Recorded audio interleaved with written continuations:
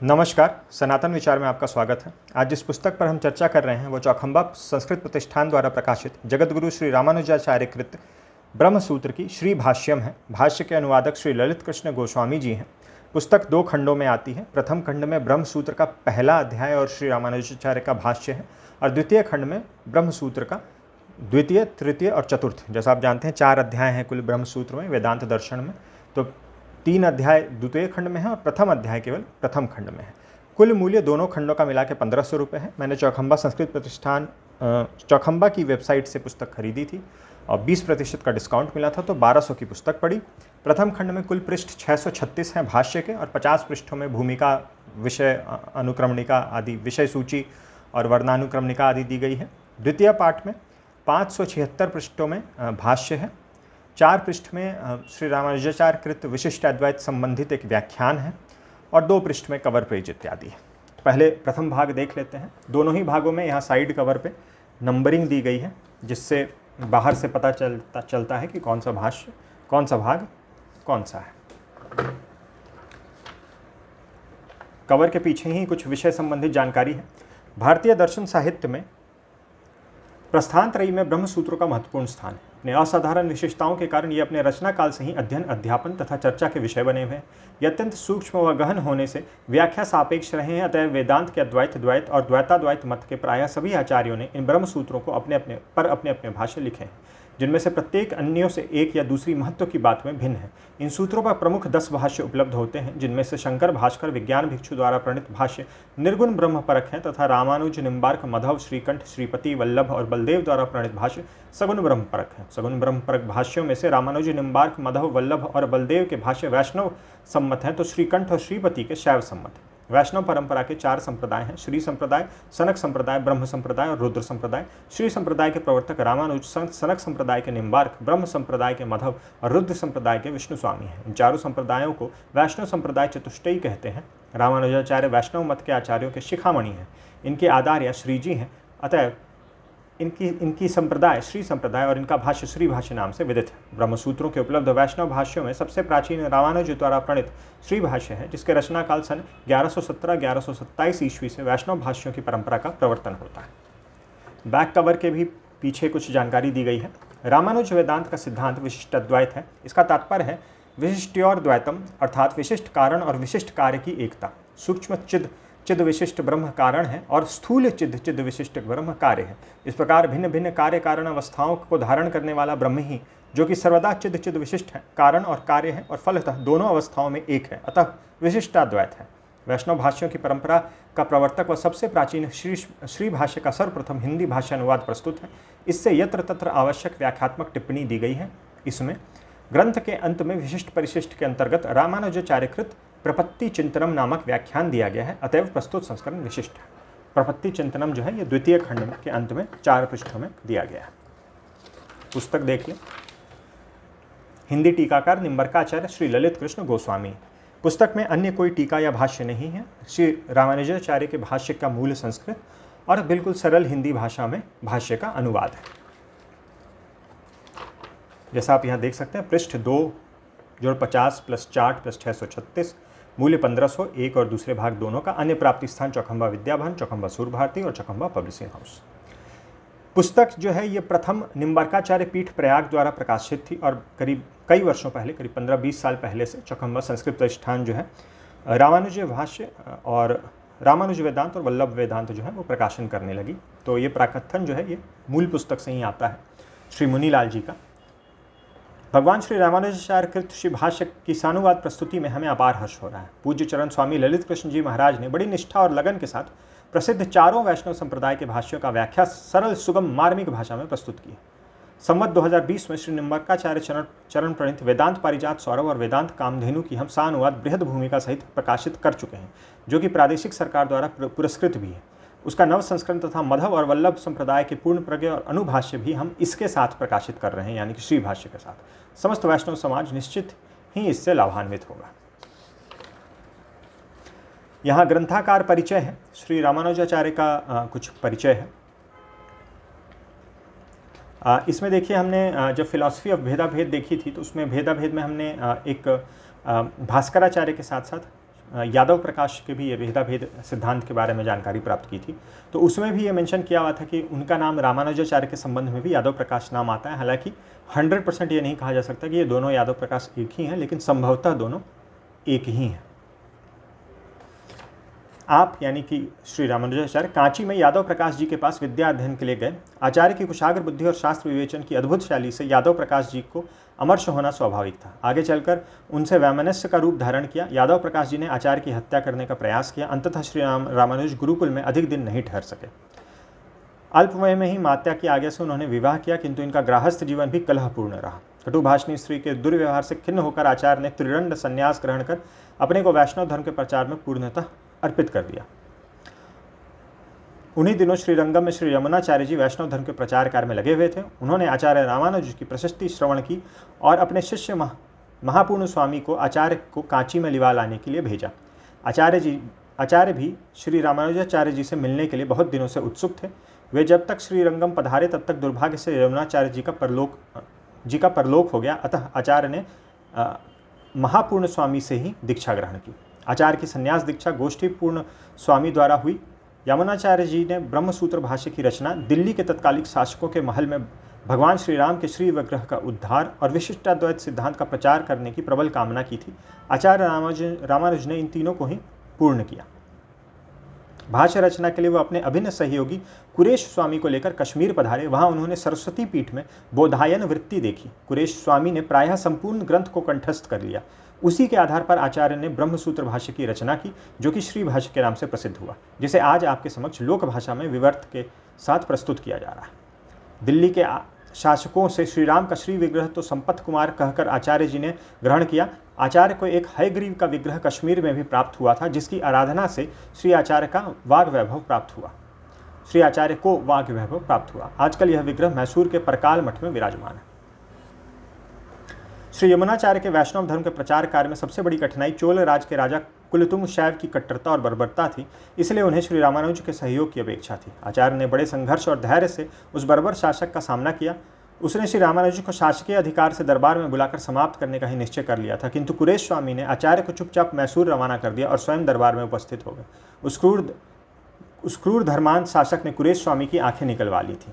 यह भारत की सांस्कृतिक समाज में लज्जास्पद घटना है, जिससे वैष्णव समाज आज तक नहीं भुला पाता। अभी भी वैष्णवों के अंतःकरण उक्त संकीर्ण विचार वाले उपासकों के प्रति क्षुब्ध है।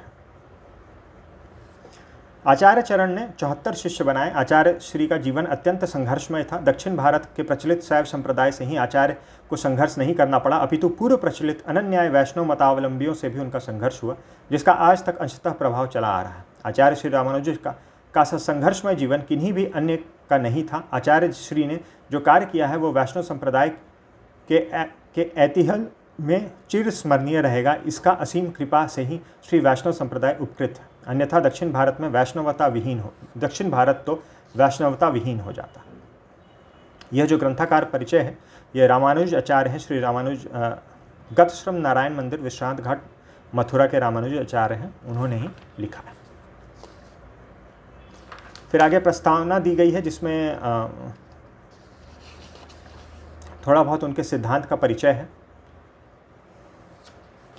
यहाँ वो कहते हैं, प्रत्येक शरीर में हम देखते हैं कि उसमें रहने वाले एक चेतन आत्मा होता है। ठीक उसी प्रकार ईश्वर आत्मा तथा ईश्वर और जड़ पदार्थ का भी संबंध है। ब्रह्म और ईश्वर एक ही हैं। उक्त तीन पदार्थों की समष्टि का नाम ही ब्रह्म का अद्वैत है।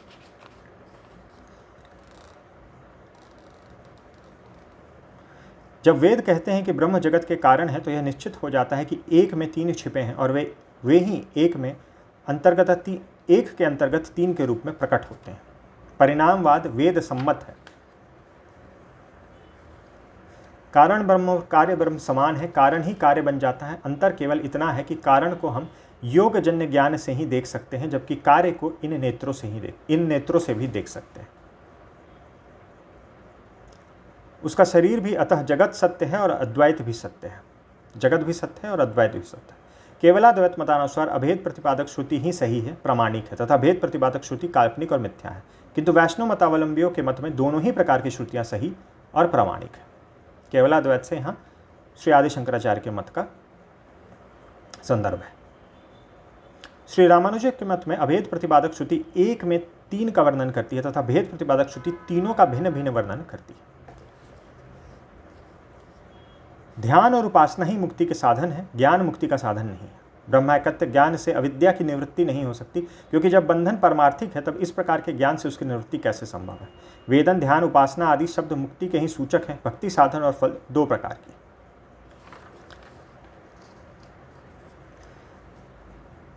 जीव ब्रह्म के समान चेतन है और ब्रह्म का शरीर है, किंतु ब्रह्म विभु और जीव अणु है।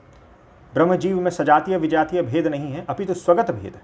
ब्रह्म पूर्ण है, जीव खंडित है। ब्रह्म ईश्वर है, जीव दास है। ब्रह्म के साथ अभिन्नता प्राप्त करना कदापि संभव नहीं है, क्योंकि जीव स्वरूपतः नित्य, नित्य दास, नित्य अणु है। इस समय संप्रदाय में, यहाँ श्री संप्रदाय की बात हो रही है, जिसके प्रवर्तक श्री रामानुजाचार्य हैं, में बड़गल और तिंगल दो मत दृष्टिगत होते हैं। आगे एक चार्ट दिया गया है, उसके नीचे संक्षेप में कुछ जानकारी दी गई है।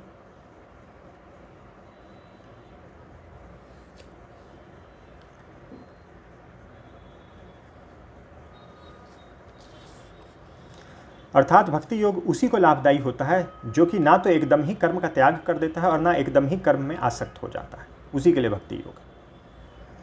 फिर आचार्य चरण के जो विभिन्न ग्रंथ हैं उनकी जानकारी दी गई है। आचार्य चरण ने अपने सिद्धांत और उपासना की पुष्टि के लिए लगभग 50 ग्रंथों की रचना की है, जो इस प्रकार है। श्री भाष्य जो हम देख रहे हैं, विशिष्ट अद्वैत भाष्य, वेदांत संग्रह, वेदांत सार, वेदांत दीप, वेदांत तत्वसार, वेदांत संग्रह, वेदांत सार आदि कई प्रकाशनों से अभी भी प्रकाशित हैं ग्रंथ, भविष्य में हम कभी देखेंगे।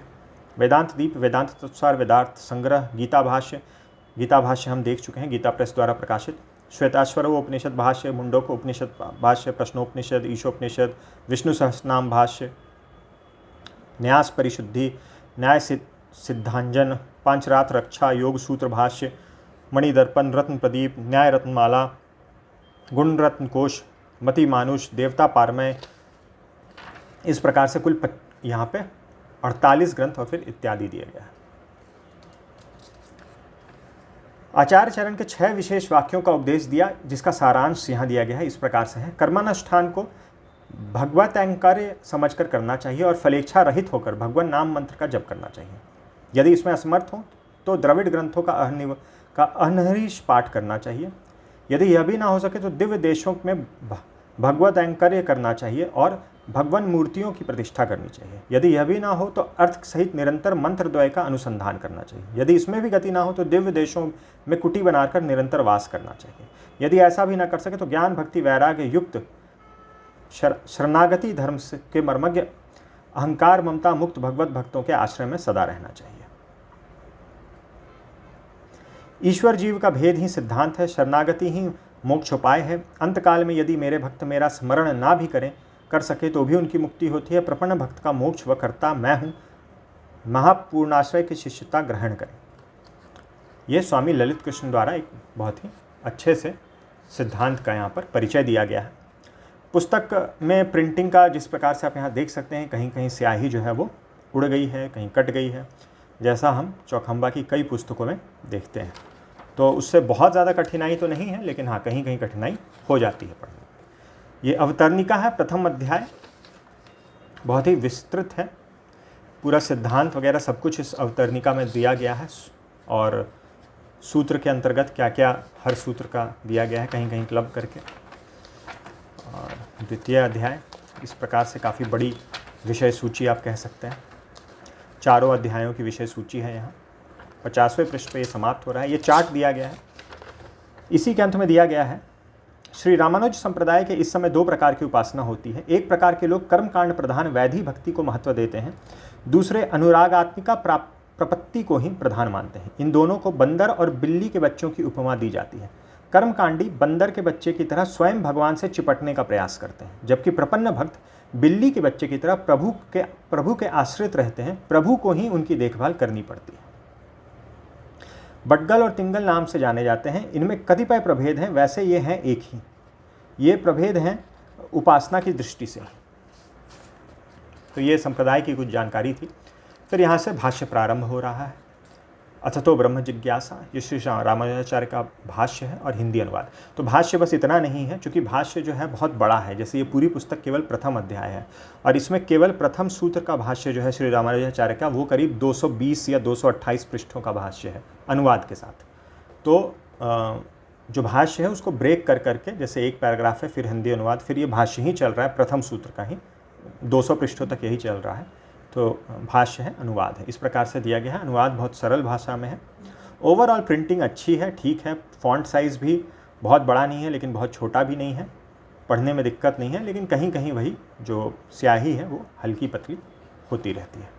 अब कुछ सिद्धांत संबंधित और पुस्तक संबंधित चीज़ें हैं, वो मैं आपको दिखा दूँ। अब प्रथम जो सूत्र है उसका इतना लंबा इसलिए है क्योंकि इसी में श्री रामानुजाचार्य ने अपने सिद्धांत को और केवलाद्वैत के सिद्धांत का खंडन भी बहुत विस्तार से किया है, इसलिए जो प्रथम सूत्र का भाष्य है वो बहुत बड़ा हो गया है। तो उसमें एक उदाहरण यहाँ है, अन्य जगहों पर भी है, ये बस एक उदाहरण है जहाँ शांकर मत का निरसन किया गया है। अनादि पाप वासना से दूषित खोखली बुद्धि वाले लोग ही उन्हें निर्गुण मानकर शास्त्र वचनों की सारा रहित कुतर्कपूर्ण काल्पनिक व्याख्या करते हैं। अब ये कॉन्टेक्स्ट में मतलब आगे भी है, काफ़ी विस्तार से है, आगे भी कई जगहों पे है, ये बस एक एग्जाम्पल था। जो लोग सब जगह भेदाभेद संबंध मानते हैं, उक्त विचार के आधार पर वह भी मत परास्त हो जाता है। तो यहाँ भेदाभेद का खंडन है।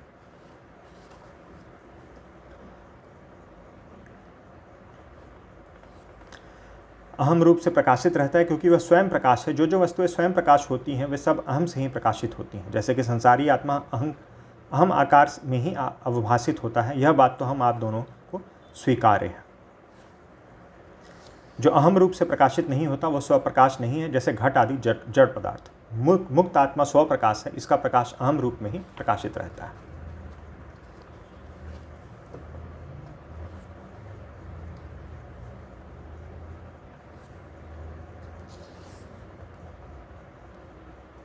अब यहाँ जो विशिष्ट अद्वैत है, हालांकि आगे भी एक जगह समझाया गया है। पुण्य पापमात्मक कर्म रूपा अविद्या से अवशेषित उसका स्वाभाविक ज्ञान रूपता और अचित स्वरूपकारता रूपकारता के अनुसंधान की बात कही गई है, जिससे परब्रह्म सविशेष ही प्रतिपादित होता है तथा उसका विभूति रूप जगत भी पारमार्थिक ज्ञात होता है। मतलब जगत पारमार्थिक है और परमात्मा जो है वो सविशेष है।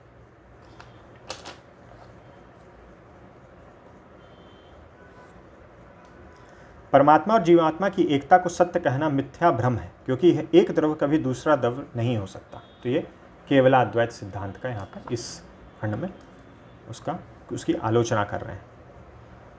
कोई भी श्रुति सद अनिर्वचनीय माया का समर्थन नहीं करती।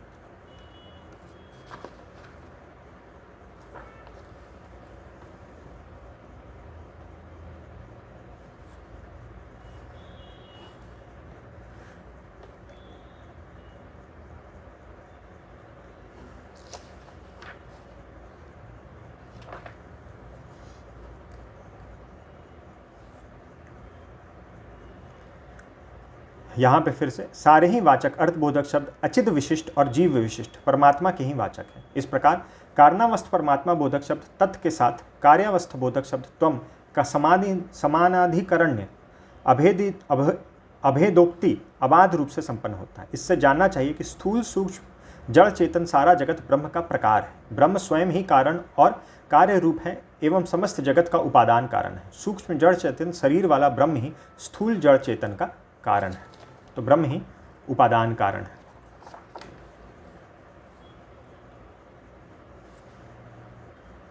इससे स्पष्ट होता है कि ज्ञान संबंध रहित केवल कर्मों का फल अल्प और अस्थिर तथा ब्रह्म ज्ञान का फल अनंत और स्थिर है। अतः ब्रह्म ज्ञान के स्वरूप निरूपण के लिए ब्रह्म विचार करना आवश्यक है।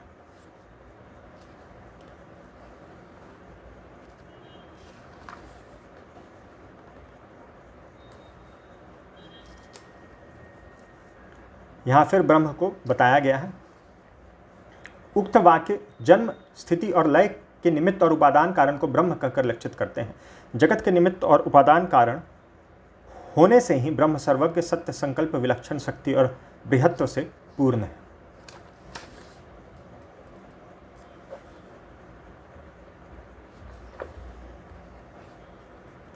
अब जैसे यहाँ ब्रह्म के जगह इन्होंने नारायण प्रयोग किया है, तो यही और भी कई जगह पे आए हैं, तो इससे ये जो है वह वैष्णव भाष्यों को एक तरह से आप इस तरह से आइडेंटिफाई कर सकते हैं, जहाँ पे नारायण, वासुदेव, श्री कृष्ण। यहाँ पे प्रिंटिंग का इशू है, एक एक अक्षर यहाँ से उड़ गए हैं, आप देख सकते हैं पेंसिल से फिर मैंने जैसा मुझे समझ में आया है तो शब्द को पूरा किया है, तो वो किसी को भी समझ में आ जाएगा अगर मुझे समझ में आ गया है तो। लेकिन वो है कि इस साइड से एक एक अक्षर उड़ गए हैं, इस साइड से भी एक एक अक्षर उड़ गए हैं, ये मैंने पेंसिल से यहाँ पे एक एक अक्षर लिखा हुआ है, तो ये एक इशू था।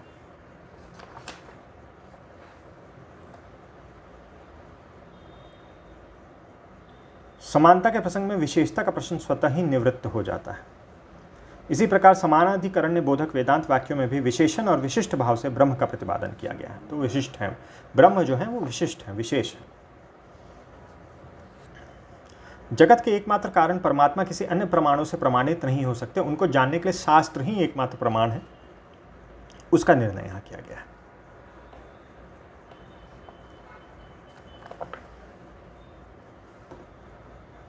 फिर यहाँ भी प्रकृति अर्थात वह उपादान भी है, वह निमित्त कारण मात्र भी है, उपादान कारण भी है और निमित्त कारण भी है।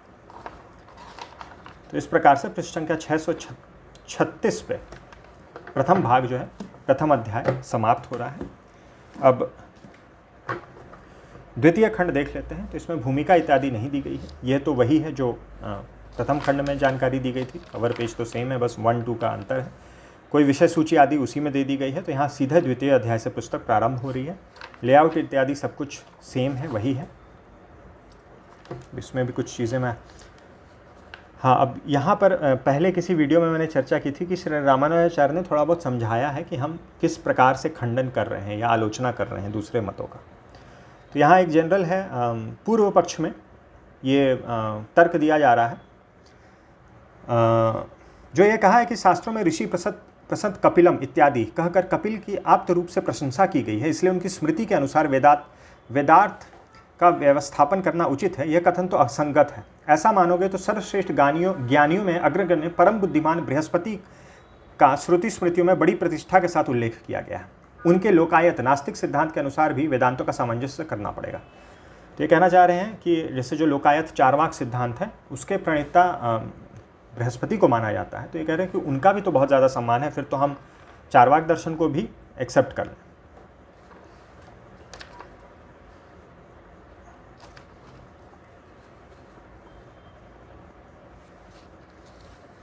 फिर यहाँ जो श्रुति सम्मत नहीं होता उसका तर्क की कोई प्रतिष्ठा नहीं होती। श्रुति मूलक ब्रह्म कारणवाद ही समाश्रणीय है, प्रधान कारणवाद नहीं। शाक्य, उलूक्य, अक्षपाद, क्षपणक, कपिल, पतंजलि आदि के तर्क परस्पर भिन्न और खंडित हो जाते हैं, इसलिए वह सारे तर्क अप्रतिष्ठित माने जाएंगे।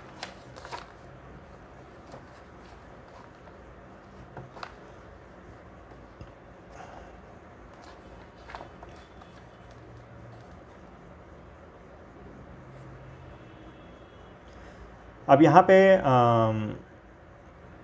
पाशुपात मत का खंडन हो रहा है। तो उसमें मुख्य कारण बताते हैं कि निमित्त और उपादान कारणों में भेद वो बताते हैं।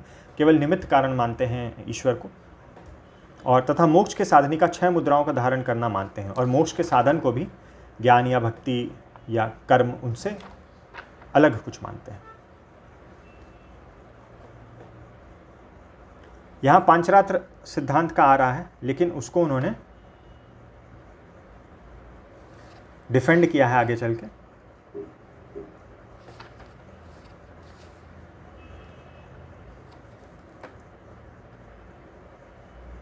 यहाँ पे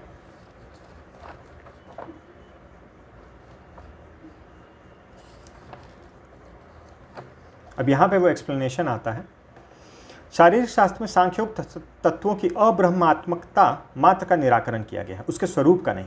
योग और पाशुपात मत की केवल ईश्वर निमित्त कारणता परावर तत्व की विपरीत कल्पना, वेद बहिष्कृत आचार प्रणाली का ही निराकरण किया गया है, योग या पाशुपात के स्वरूप का नहीं। सांख्य, योग, पंचरात्र, वेद, पाशुपात ये सब आत्म प्रमाणक शास्त्र हैं, तर्क द्वारा इनका खंडन करना उचित नहीं है। इत्यादि वाक्य भी इन शास्त्रों के पदार्थों में से केवल अशिष्टत्वांश को ही स्वीकारता है, जैन बौद्ध की तरह संपूर्ण को त्याज्य नहीं मानता। तो ये एक तरह का आप स्पष्टीकरण कह सकते हैं द्वितीय अध्याय यहाँ समाप्त हो रहा है। पृष्ठ संख्या जो है वो कंटिन्यू कर दी गई है प्रथम अध्याय से ही। तो यहाँ पर आप देख सकते हैं 800 से ही चल रही है पृष्ठ संख्या, यहाँ पे देखिए 800 पे आ गई है। तृतीय अध्याय यहाँ से प्रारंभ हो रहा है। जीव को ब्रह्म का अंश यहाँ बताया जा रहा है। जीव की जैसे ब्रह्मांशता बतलाई गई है, वैसे ही यहाँ भी ब्रह्म से भिन्न न कहलाने योग्य अचित वस्तु की भी ब्रह्मांशता सिद्ध होती है। वैसे ही जीव और जड़ वस्तु की ब्रह्मांशता है। जीव और जड़ यानी कि दोनों ही ब्रह्म के अंश हैं। अब यहाँ बाइंडिंग का एक मेजर इशू आ गया है। पृष्ठ संख्या 120 है, उसके बाद देखिए 129 सीधे आ गया है।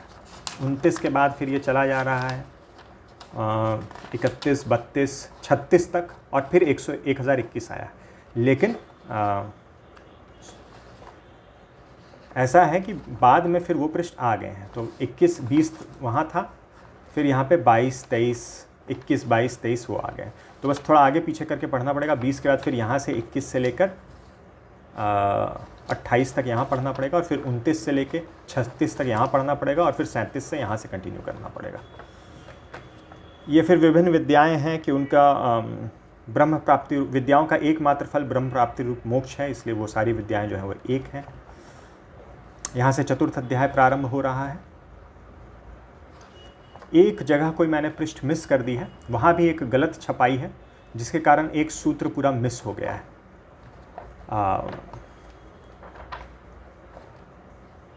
तृतीय अध्याय में ही वो कहीं था।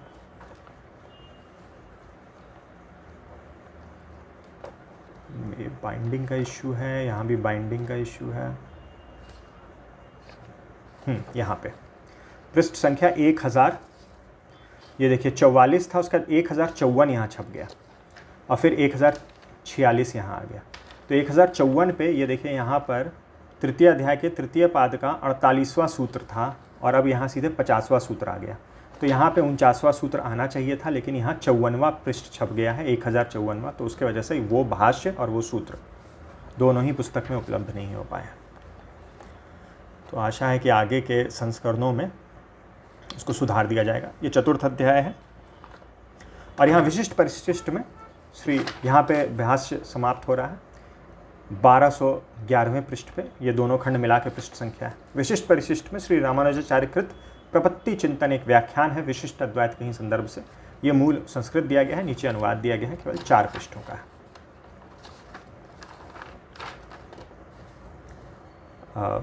ये जो पांचरात्र है उसके संदर्भ में श्री रामानुजाचार्य ने कुछ पांचरात्र संहिताओं का उल्लेख किया है। परम संहिता, सात्वत संहिता, पौष्कर संहिता वो है। तो ये थी कुछ जानकारी चौखंबा संस्कृत प्रतिष्ठान द्वारा प्रकाशित श्री रामानुजाचार्य कृत श्री भाष्य की। वीडियो देखने के लिए बहुत बहुत धन्यवाद। मिलते हैं अगले वीडियो में।